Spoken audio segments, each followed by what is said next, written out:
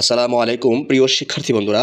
আজকের আলোচনার বিষয়বস্তু হচ্ছে ট্রান্সফরমেশন অফ সেন্টেন্সেস অ্যাফার্মেটিভ থেকে নেগেটিভ করার সকল গুরুত্বপূর্ণ নিয়ম আমরা উদাহরণসহ ধাপে ধাপে ব্যাখ্যা করব। আশা করি তোমরা ভিডিওর শুরু থেকে শেষ পর্যন্ত দেখবে। তাহলে প্রথম নিয়মে কি আছে যে অনলি বা অ্যালন যদি কোনো বাক্যে তোমরা দেখো তাহলে সেটা কিভাবে তোমরা নেগেটিভ করবে। তাহলে তোমরা এই অনলি থাকলে ব্যক্তি বা সৃষ্টিকর্তার ক্ষেত্রে শুধুমাত্র ওই অনলি পরিবর্তন করে নান বার্ড বসিয়ে দিবে, বস্তু বোঝালে নাথিং বার্ড বসাবে, এবং পরিমাপ, ওজন, বয়স, সংখ্যা ইত্যাদির ক্ষেত্রে তোমরা নট মোর বা নট লেস দ্যান বসাবে। সো আমরা উদাহরণ দিয়ে তোমাকে বোঝাচ্ছি। দেখো, প্রথমে আছে কি একটা উদাহরণে যে only Allah can help us. So Allah এখানে সৃষ্টিকর্তা বোঝাচ্ছে, আমরা কি করব?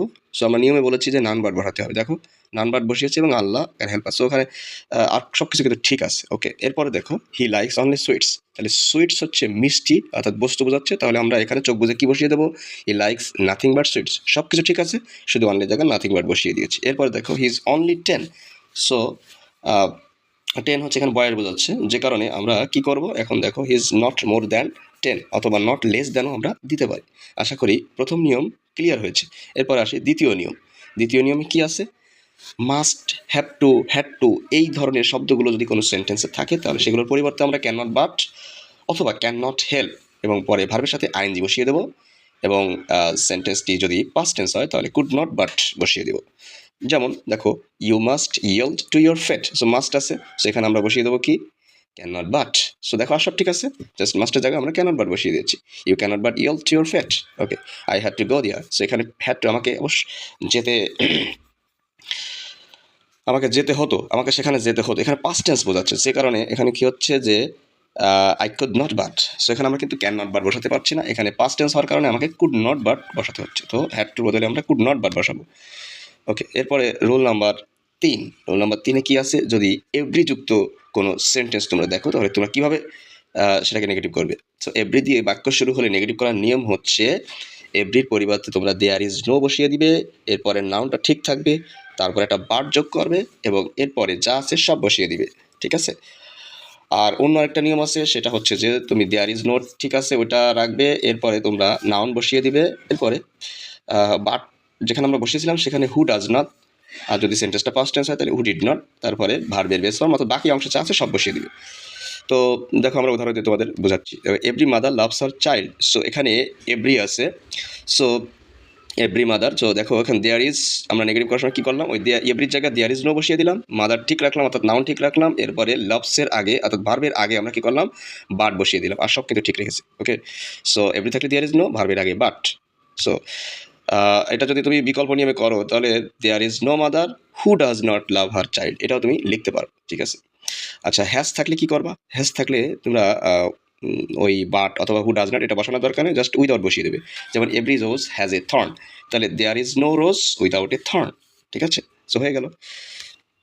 Rule number 4, as soon as থাকলে কি করতে হবে? সো অ্যাজ সুন অ্যাজের জায়গায় আমরা নো সুনার হ্যাড বসিয়ে দেবো, এবং এরপরে যে ভার্বটি থাকবে সেই ভার্বের পাস্ট পার্টিসিপল ফর্ম লিখবো, এবং কমা দিয়ে যেটা কমা থাকবে, যে কমা চিহ্নটি থাকবে সেখানে আমরা দেন বসিয়ে দিব। ওকে, সো দেখো as soon as the thief saw the police comma he ran away. তাহলে অ্যাজ সুন অ্যাজের জায়গায় আমরা কী করবো? নেগেটিভ করার সময় নো সুনার হ্যাড দিয়ে দিলাম, দ্য থিপ দিলাম, এরপর দেখো স আছে, তো ভার্ব স আসছিল, সে স ভার্বের ভিত্তি হচ্ছে সিন।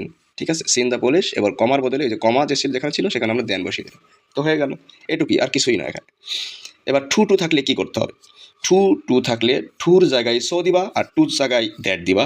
এরপর আরেকটু কাজ করতে হবে, সেটা হচ্ছে যে সাবজেক্ট দিতে হবে, প্রথমে যে সাবজেক্ট ছিল সেটা দিতে হবে, এরপরে তোমার ক্যান বা কুড নট টেন্স অনুসারে বসাবা, এরপরে যা আছে সব বসিয়ে দিবে।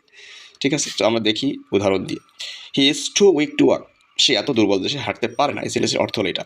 তাহলে এখানে দেখো এই টুর জায়গায় আমরা সো বসিয়ে দিলাম, হি ইজ সো উইক। এবার টুর জায়গায় আমরা কি বসিয়ে দিলাম? দ্যাট হি ক্যান নট, এর সাবজেক্ট দিয়ে তারপর ক্যান নট বসিয়ে দিলাম, যেটা প্রেজেন্ট টেন্স, এরপরে যা আছে তাই, অর্থাৎ ওয়াক ছিল তাহলে ওয়াক বসিয়ে দিলাম। ঠিক আছে? সো এটাই হচ্ছে এটার নিয়ম। এরপরে চলে আসো অলওয়েজ। অলওয়েজ থাকলে কি করতে হবে? অলওয়েজের পরিবর্তে তোমরা নেভার বসায় দিবে, আর যে মূল শব্দটি থাকবে অ্যাফার্মেটিভ শব্দটি তার উল্টো শব্দ অর্থাৎ বিপরীত শব্দ বসিয়ে দিবে। যেমন দেখো I shall always remember you.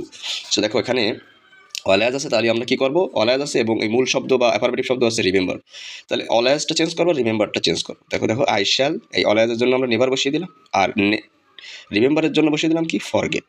ঠিক আছে? অর্থ দেখো ঠিক আছে কিনা। আমরা বলি যে আই শ্যাল অলওয়েজ রিমেম্বার, আমরা সবসময় তোমাকে স্মরণ করবো, তার মানে কি? আমি তোমাকে কখনোই ভুলবো না।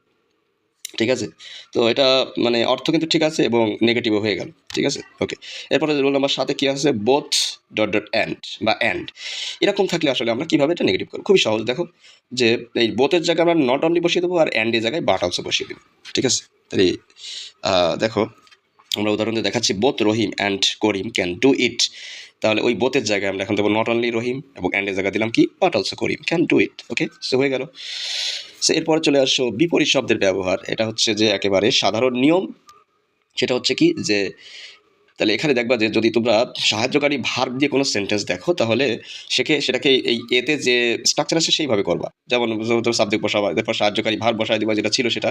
এরপরে তুমি একটা নট দিয়ে দিবা, এই নটের পরে ওই যে মূল শব্দটি যেটা থাকবে অ্যাফারমেটিভ শব্দ তার উল্টো শব্দ বা বিপরীত শব্দটি বসিয়ে দিবে।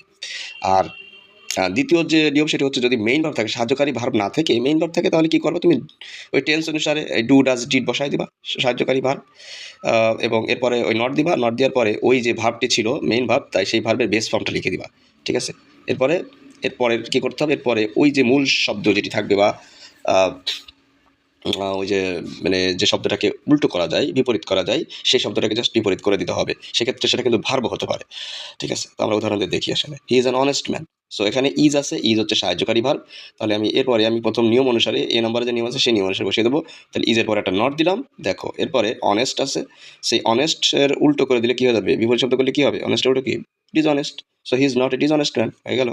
ওকে, এরপর I love my country. So এখানে এটাই কিন্তু কোনো সাহায্যকারী ভার্ব নেই, তাহলে সাহায্যকারী ভার্ব আমাকে আনতে হবে। কি আনবো? Do does did. এর মধ্যে কোনটা আনতে হবে? তাহলে আয়ের পরে যেহেতু লাভ এটা তো ভার্বের প্রেজেন্ট ফর্মে আছে এবং এর সাথে কোনো এস বাই এস যুক্ত নেই, যে কারণে আই ডু নট। আচ্ছা, লাভের উল্টো শব্দ কি? এখানে এটাই কিন্তু উল্টো করা যায়, তাছাড়া কিন্তু আর কোনো শব্দ উল্টো করা যাচ্ছে না, যে কারণে এই ভার্বটিকেই আবার তোমার বিপরীত করতে হবে। সো আই লাভের উল্টো হচ্ছে হেইট অথবা ডিসলাইকও লিখতে পারো। ঠিক আছে? So I do not hate my country. Okay, the some is not easy আরেকটা উদাহরণ। তাহলে কি হবে? দ্য সাম এটা নেগেটিভে আছে, তাহলে নট বাদ দিবা আর ইজির উল্টো শব্দ বসিয়ে দিবা, তাহলে হয়ে গেল difficult. Some is difficult. Okay, so এবার রুল নাম্বার 9। রুল নাম্বার 9 কি আছে? দেখো দেখো অ্যাজ অ্যাজ আছে। সো যেখানে দেখবা যে এরকম স্ট্রাকচারে কোনো সেন্টেন্স লেখা আছে তাহলে অ্যাজের জায়গায় তুমি জাস্ট লিখে দেবা নট লেস এবং দ্বিতীয় অ্যাজের জায়গায় লিখে দিবা দেন। জাস্ট এতটুকুই, আর কোনো কাজ নেই। সো দেখো Rina is as beautiful as Tina. তাহলে এখানে কি হলো যে Rina is not less beautiful than Tina. ঠিক আছে? তাহলে হয়ে গেল। সো অ্যাজের জায়গায় আমরা কি করলাম, নট লেস প্রথম অ্যাজের জায়গায় নট লেস বসিয়ে দিয়েছি আর দ্বিতীয় অ্যাজের জায়গায় আমরা কিন্তু দেন বসিয়ে দিয়েছি। ব্যতিক্রম নিয়ম এটা দেখার দরকার নেই, এটা আসলে এভাবে আসে না। এবার আমরা আসি সামটাইমস। সামটাইমস থাকলে কি হবে? সামটাইমস থাকলে নট অলওয়েজ বসিয়ে দিবে। সো দেখো the rich are sometimes happy. So the rich are not always happy. So সামটাইমসের বদলে আমরা কি অলওয়েজ বসিয়ে দেবো। হয়ে গেল। এরপরে চলে আসো যদি সংখ্যা পরিমাণ এগুলো থাকে, যেমন মেনি থাকলে কি করতে হবে, নট এ ফিউ লিখবা। আই ফিউ থাকলে নট মেনি লিখবা। মাস থাকলে নট এ লিটিল, আর এই লিটিল লাগতে not much. Okay, so I have many friends, তাহলে I do not have a few friends. এরপরে আসো he has some much money, এখানে আছে he does not have a little money. So এখন তোমরা খাতা কলম নিয়ে বসো, এখানে যে এক্সারসাইজগুলো দেখতে পাচ্ছ সেগুলো তোমরা খাতায় তুলে নিবে। এই যে দেখো আমি এক এক করে দিচ্ছি, এটা তোমরা স্ক্রিনশট দিয়ে রাখো। এটা তোমরা খাতায় তুলে নেবে, এগুলো করে ফেলবে, করে এই ভিডিওর কমেন্ট বক্সে সেটা কিন্তু তোমরা পোস্ট করবে। ঠিক আছে? যে আসলে হয়েছে কিনা আমি সেটা চেক করে দিব। এই যে এক্সারসাইজ পার্ট বিতে আছে, এটাও দেখো, এটা নেগেটিভ, এটা হচ্ছে কিন্তু তুমি নেগেটিভ থেকে অ্যাফারমেটিভ করবা। সবাইকে এই ধরুন ভিডিওটি মনোযোগ সহকারে দেখার জন্য অনেক অনেক ধন্যবাদ। ভিডিওটি যদি ভালো লাগে তাহলে তোমরা সবাই চ্যানেলটি সাবস্ক্রাইব করবা, কমেন্ট করে মতামত জানাবা এবং তোমার বন্ধুদের মাঝে এটা শেয়ার করতে কিন্তু ভুলবা না।